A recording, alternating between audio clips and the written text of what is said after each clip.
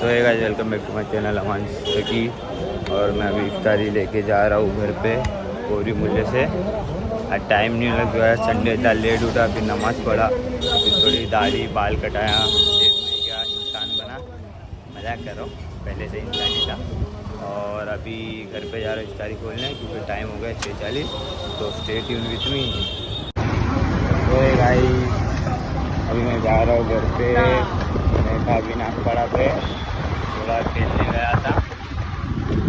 और अभी मैं जा रहा हूँ घर की तरफ। और मेन बात है, आज इंडिया जीत गई है चैम्पियन ट्रॉफी बहुत अच्छे से।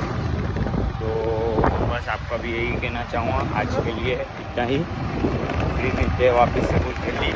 तो love you all, subscribe my channel and love करो और सब्सक्राइब करो और शेयर करो जितना शेयर कर सकते हो। Okay bye.